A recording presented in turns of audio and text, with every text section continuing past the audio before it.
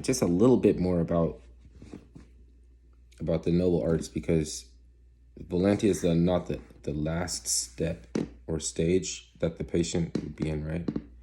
It's the state of introspection where you look deep into your reflection and question yourself, but you feel like you witnessed it as, you know what I'm saying, like, because you're already supposed to do this, and the point is to clear that until you know that it happened. But you can't actually expect some magical mirror to look at you and move when you don't move, right? But it's introspection. You're saying, see, looking for evidence and for people to validate that it happened. It's just, you go through this process. You can verify that after going through this process, that the doctor would be able to recognize when their brain pattern is on that wavelength. They have ways of knowing. Anyways, it's to lead you to the next step, right? So you have to be in Volantia before you can go into the state of decretism, where you would see shadows and glyphs. Your peripheral would be important to maintain that, you know what I'm saying? Because you're in contention with another agenda. Then somebody is really subverting your itinerary. Like, you know what I'm saying? It's like whole thing of being in a war in the first place that they were trying to set right was the itinerary of the citizen in the land where they reside, right? And it's in question. It's like right now you're besieged by psychological shit, MK Ultra. So like you can't possibly be in contention with yourself. You can't possibly not know your own intent with that is, and then you would be ready to go back to your life. To go back to living your life, you wouldn't be ready. So they had to induce the state of Volantia, right? And then, of course, it makes sense then now, like, when you're in that state, you're questioning yourself on a deep introspective level. The fucking petty world around us is not conducive to that shit. It is all anything but that. And so it's always going to be trying to distract. It's going to be coming at you from every angle, like a distraction. And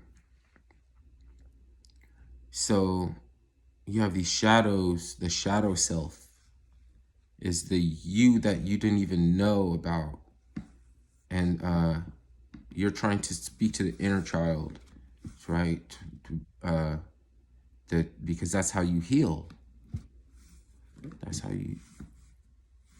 So in decretism, I guess you can relate to something of state, like before you can interact with the logos, then you would be like writhing in agony. You're like brought on by delirium, because it's no small undertaking. I would imagine you're no small undertaking trying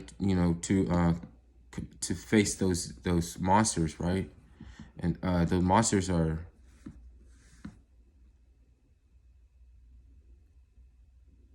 energies. There are portholes that opens up, and they can traverse through those portholes. Some of the same entities that start these wars and shit, start these fucking wars, finding out, learning about these portals to try to open them. But humans can't go through. The human shit can't go through, only the monster. And so, like, then you confront the monster, right? And you can command that which does not bear fruit to die, right? You could just, in a word, you could tell a tree that when that tree is not here to bear fruit anymore, you can command it is to die, right? Just to shrivel up. That's that was called that's the state of poisism. Not poses like little masons standing on on a 45-degree or 90-degree angles and shit.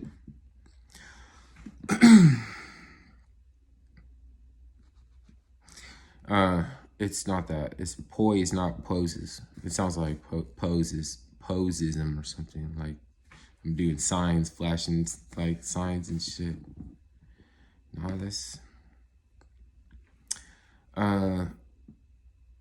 that's weird, right? The Masons had to stand on their square and flash signs, look like about to do a crip walk or something. Crip walking.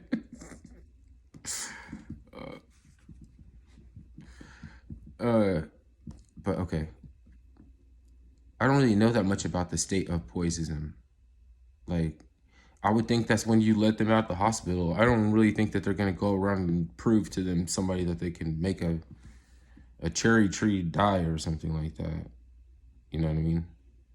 It's like there is a correlation to make with that fruit not bearing any, it's no longer participating in the mystery. It's like, you know, your eyes are like mouths and shit. Your phallus is a divine eye too. They'd be trying to figure out. It's like trying to figure out the lower heaven. You know, the lower. It did not be. I don't want to put people on the spot and focus on a body part or anything weird. Try to look at it like what got you out here. Like you found you heard that everything would be found free and roaming and enjoyable, and it would all be on the unified field or something. So Volantia, then Decretism, and then Poisism is, I guess, being full command and being in full command of your I don't know. See, I don't know. I need to go pick that book back out. It's too long ago, and I didn't focus on it enough. Forward, the acknowledgments, and like things like that goes into like you can't really understand. They're supposedly this is written by one of those Hungarian Moors that might know who built the Palace of Fine Arts and about the buildings that were around before the World Expo and the Great Fires and all these.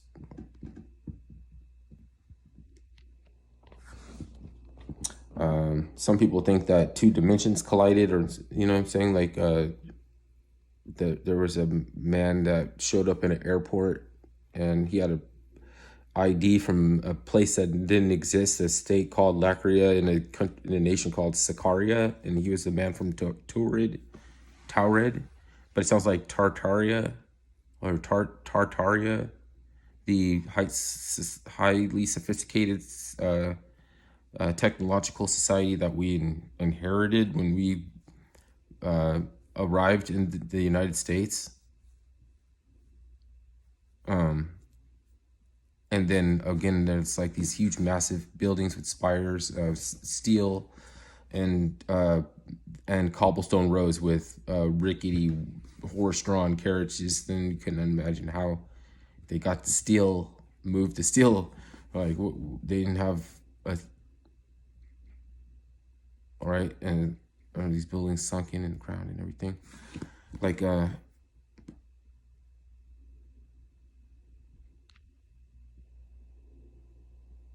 that it's possible that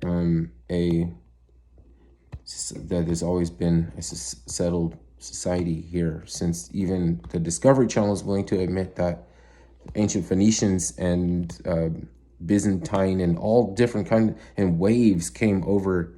You know what I mean? Kind of like there was a the apocalypse now happened in the United States, right? Where they sent a detachment of soldiers, troops, whatever, right, into a foreign land, and they lost their providence when they became Lord of the Flies, and fucking any ways that you get it back became your culture.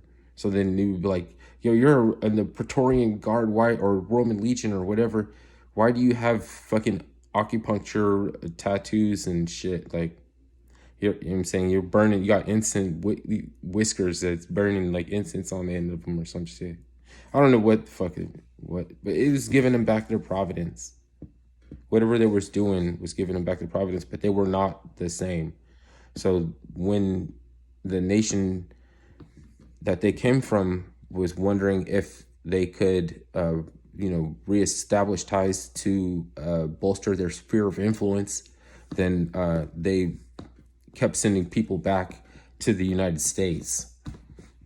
There was a okay, so yeah, and this I got banned before Too Many Strikes, and I was talking about there was a water faucet that was called the Wabanzi Stone, and they were getting these archaeologists to study it, and they decided that it was definitely a child sacrifice altar, table, stone, whatever. But people were just drinking out of it like water faucet.